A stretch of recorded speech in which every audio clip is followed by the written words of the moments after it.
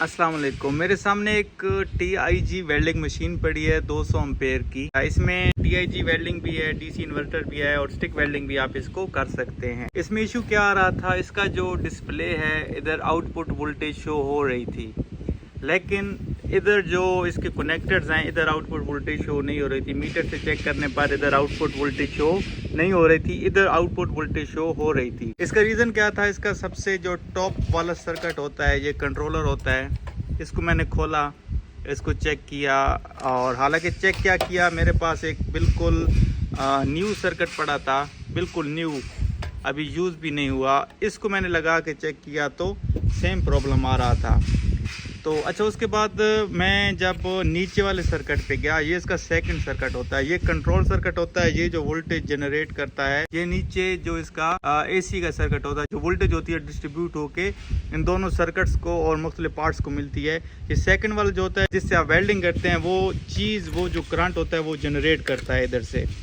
जब मैंने सेकंड वाले सर्किट को खोला, ये खोलना थोड़ा मुश्किल हो जाता है क्योंकि ये सेंटर में होता है, टॉप पे ये मशीन जिस तरह आपको पड़ी है इधर, ये देख लें, ये टॉप पे जो सर्किट होता है वो तो आसान होता है निकालना। ये जो सेंटर वाला सर्किट होता है ये थोड़ा मुश्किल हो जाता है क्योंकि बहुत सारी तारें, स्क्रू वगैरह खोलने पड़ते हैं। उसको खोलने के बाद जैसे ही मैंने इसको इस तरह उल्टा किया तो मेरे सामने वजह आ गई।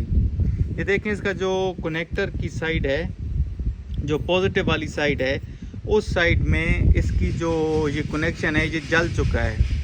ये आपको नज़र आ रहा होगा, कनेक्शन इसका इधर से डिस्कनेक्ट हो चुका है। जैसे ही मैंने इसको उल्टा किया मुझे सामने ये नज़र आ गया।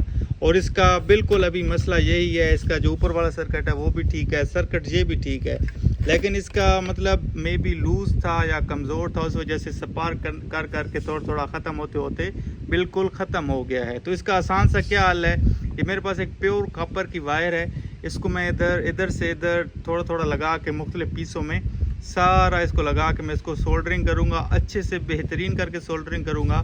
और दूसरी साइड में भी देखूँगा, अगर वीक हुआ तो उस साइड में भी करूँगा। और कोशिश यही होगी कि ताकि नेक्स्ट टाइम इधर से कोई ऐसा प्रॉब्लम फेस ना करना पड़े। तो मैं इसका सारा कनेक्शन करके आपको चेक करा के इंशाल्लाह ताला दोबारा से मैं आपको दिखाता हूँ कि मैंने किस तरह इसको किया है। ये देखिए दोस्तों, इसको मैंने रिपेयर कर दिया है अपनी तरफ से, मैंने बहुत ज़बरदस्त किस्म का रिपेयर किया है। ये इसकी कॉपर की वायर है, प्योर कॉपर है, इसकी मैंने 3 सेक्शन इसमें लगाए हैं, 3 कॉपर वायर लगाए हैं। ऊपर से सोल्डरिंग वायर से इसको मैंने बिल्कुल भर दिया है अच्छी किस्म, काफ़ी मोटी किस्म की तय लग गई, आपको नज़र आ रही होगी, काफ़ी मोटी किस्म की तय लगा दी है। और दूसरी साइड में भी बिल्कुल ज़बरदस्त था, मैंने देखा है कुछ लूज़ कनेक्शन वगैरह नहीं था। तो अभी इसको मैं वापस फिक्स करता हूँ क्योंकि फिक्स करने में काफ़ी ज़्यादा टाइम लगता है, तो मैं नहीं चाहता कि आप लोगों का टाइम ज़ाया हो उसको देखने में। तो मैं इसको फिक्स करता हूँ, फिक्स करके दोबारा मैं आपको इसका जो फाइनल रिज़ल्ट है वो मैं दिखाऊंगा कि इसमें वोल्टेज आ रही है या नहीं आ रही। फाइनल लुक है आफ्टर ये मैंने जब सर्किट इसका दोबारा से लगा दिया है, जैसे मैंने आपको बताया था कि उसकी प्रॉब्लम वो शो हो रही है। तो अच्छा, पहले भी इसी तरह था, ये देखें, इधर हमें जो वोल्टेज है वो शो हो रही थी, जो करंट मीटर है इसमें हमें करंट फ्लो करता हुआ नज़र आ रहा था, लेकिन पहले जो था इधर कनेक्टर्स में हमें करंट नज़र नहीं आ रहा था।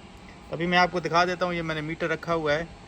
तो अच्छा, इसको चेक करने का क्या तरीका है कि इधर करंट आ रहा है कि नहीं, आपने DC पे लगाना है, इसको DC पे लगा के आपने इधर चेक करना है। पॉजिटिव नेगेटिव कोई इशू नहीं है, आप लगा सकते हैं कहीं भी, सिर्फ इधर माइनस आ जाएगा या पॉजिटिव आ जाएगा। ये देखें, तो हमें 68 वोल्ट आउटपुट रिसीव हो रही है, इसका मतलब है कि हमारी मशीन अभी बिल्कुल 100% करेक्ट है, इसमें कोई इशू भी नहीं है। ये देखें, पहले हमें इधर आउटपुट नहीं मिल रही थी, जिसकी वजह से हमने जब वो सर्किट खोला तो हमें वो सारा सिस्टम नज़र आया नीचे, जिसको मैंने रिपेयर किया था। हालांकि सर्किट मैंने ये वाला ऊपर वाला चेंज किया था, ये नया वाला लगाया था, लेकिन सर्किट ऊपर वाला ठीक था, सिर्फ दरमियान में मसला था, अभी वो बिल्कुल ठीक हो चुका है। थैंक यू वेरी मच, अल्लाह हाफिज़।